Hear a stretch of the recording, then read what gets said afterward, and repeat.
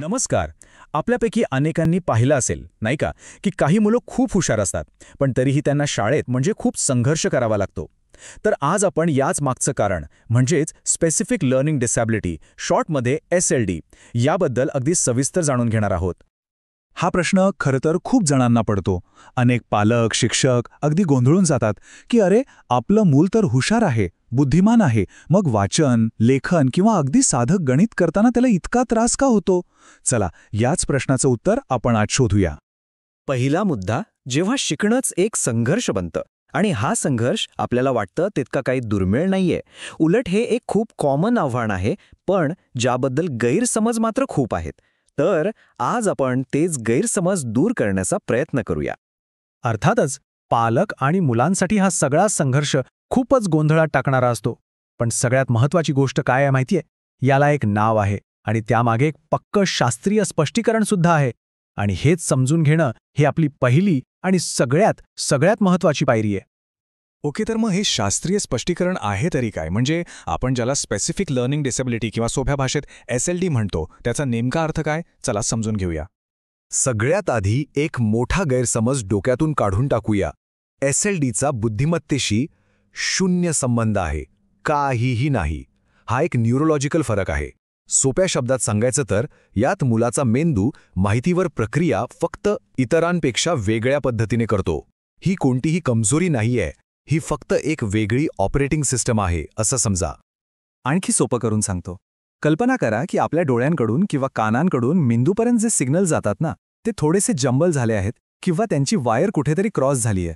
मग काय होणार? ते सिग्नल्स नीट पोहोचणार नाहीत किंवा चुकीच्या क्रमाने पोहोचतील आणि म्हणूनच माहिती समजायला वेळ लागतो.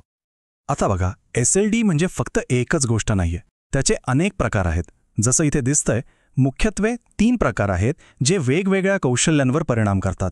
यातला सगळ्यात कॉमन आणि सगळ्यात जास्त ऐकला जाणारा प्रकार म्हणजे डिस्लेक्सिया, जो वाचनाशी संबंधित आहे.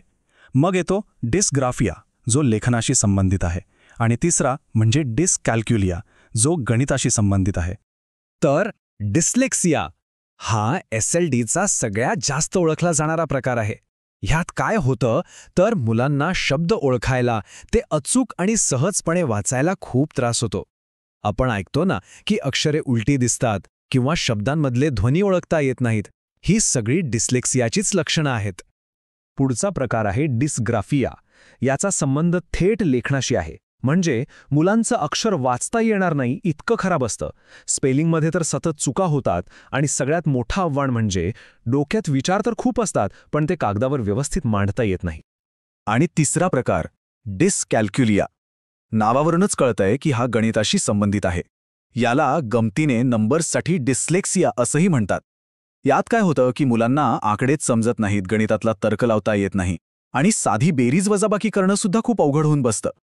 आता हा आकडा ऐकून कदाचित धक्का बसेल, पण भारतात अंदाजे 5 ते 15% शाळकरी मुलांमध्ये SLD आढळतो. 5 ते 15%? याचा अर्थ काय होतो? आपल्या ओळखीच्या प्रत्येक वर्गात किमान 2 ते 3 मुलांना हा त्रास असू शकतो. म्हणजे हे अजिबात दुर्मिळ नाहीये, उलट हे खूपच सामान्य आहे. बरं, हे इतकं कॉमन असेल तर मग प्रश्न पडतो की याची ओळख कशी पटवायची? म्हणजे एखाद्या मुलाला SLD आहे की नाही हे सायंटिफिकली कसं ठरवतात? चला, ही निदान प्रक्रिया कशी असते ते पाहूया. एक गोष्ट लक्षात घ्या, SLDचं निदान म्हणजे काही एक दिवसाची टेस्ट नाही. ही एक खूप डिटेल्ड आणि अनेक टप्प्यांची प्रक्रिया आहे. इथे बघा, याची सुरुवात होते पालक किंवा शिक्षकांच्या साध्या निरीक्षणाने. पण त्यानंतर एक्सपर्ट्स मुलाचा विकासाचा, शाळेतला इतिहास बघतात. त्याची IQ टेस्ट होते.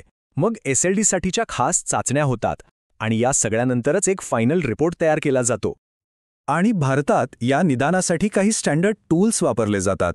वेगवेगळ्या वयोगटांसाठी वेगवेगळी टूल्स आहेत. उदाहरणार्थ, 5 ते 15 वर्षांच्या मुलांसाठी निम्हॅन्स बॅटरी वापरतात, जी एक खूप सविस्तर तपासणी आहे. आणि अगदी लहान मुलांमध्ये म्हणजे 5 ते 8 वर्षांच्या मुलांमध्ये लवकर ओळख पटवण्यासाठी ग्लॅड नावाचं एक साधन वापरलं जातं. ठीक आहे, निदान झालं, पण मग पुढे काय? हे निदान म्हणजे फक्त एक शिक्का किंवा लेबल नाहीये. उलट हे मुलांसाठी कायदेशीर हक्क आणि मदतीचे अनेक दरवाजे उघडणारे एक महत्त्वाचं साधन आहे. या बाबतीत एक खूप मोठी आणि ऐतिहासिक गोष्ट घडली 2016 साली. तेव्हा भारताने दिव्यांग व्यक्तींचे हक्क कायदा म्हणजे RPWD ॲक्ट पास केला आणि या कायद्याने इतिहासात पहिल्यांदा स्पेसिफिक लर्निंग डिसेबिलिटीला अधिकृतपणे एक दिव्यांगत्व म्हणून मान्यता दिली. ही खूप मोठी गोष्ट होती. आणि हा कायदा काय सांगतो? तो सर्वसमावेशक शिक्षणाला म्हणजे इन्क्लुझिव्ह एज्युकेशनला बंधनकारक करतो. याचा सरळ अर्थ असा आहे की SLD असलेल्या मुलांना शाळेत पूर्णपणे भाग घेण्यासाठी जी काही मदत लागेल ती त्यांना मिळालीच पाहिजे. आणि ही मदत म्हणजे काही दया किंवा उपकार नाहीयेत, तो त्यांचा कायदेशीर हक्क आहे. चला, हक्क तर मिळाला, पण तो प्रत्यक्षात आणण्यासाठी मदत कुठून मिळणार? म्हणजे नक्की कोणती साधनं किंवा कोणत्या संस्था आहेत भारतात ज्या या मुलांना मदत करू शकतात? पाहूया. एक चांगली गोष्ट म्हणजे भारतात आता हळूहळू मदतीचं एक चांगलं नेटवर्क तयार होतंय. जसं की डॅली नावाचं एक असेसमेंट टूल आहे, चेंजिंग फाउंडेशन सारख्या संस्था काम करतायत. अगदी NCERTने सुद्धा प्रशस्त नावाचं एक ॲप बनवलंय जे खास शिक्षकांसाठी आहे. आणि या मोठ्या नावांसोबतच अनेक स्थानिक आणि राष्ट्रीय NGOज सुद्धा खूप चांगलं काम करत आहेत. आणि हे इथेच थांबलेलं नाहीये. हे क्षेत्र सतत डेव्हलप होत आहे.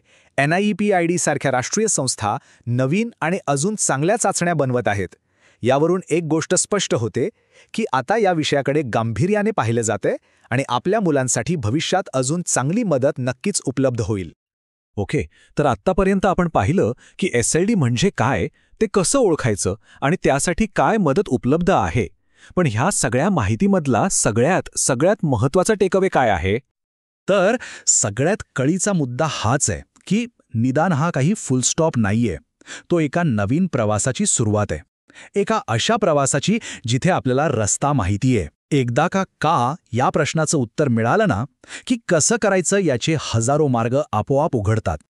एक गोष्ट लक्षात ठेवा, योग्य वेळी योग्य समज, योग्य स्ट्रॅटेजी आणि योग्य सपोर्ट जर मिळाला तर SLD असलेली मुलं केवळ यशस्वी होत नाहीत, तर ती अक्षरशः भरारी घेतात, त्यांच्या क्षेत्रात उत्कृष्ट कामगिरी करतात. त्यांची खरी क्षमता ओळखणं आणि ती फुलवण्यासाठी मदत करणं ही आपल्या सगळ्यांची जबाबदारी आहे. आणि जाता जाता एक प्रश्न आपल्या सगळ्यांसाठी. आपण सगळे मिळून अशा शाळा, असा समाज कसा तयार करू शकतो जिथे प्रत्येक प्रकारच्या बुद्धीला, प्रत्येक प्रकारच्या मेंदूला यशस्वी होण्याची समान संधी मिळेल? विचार करा.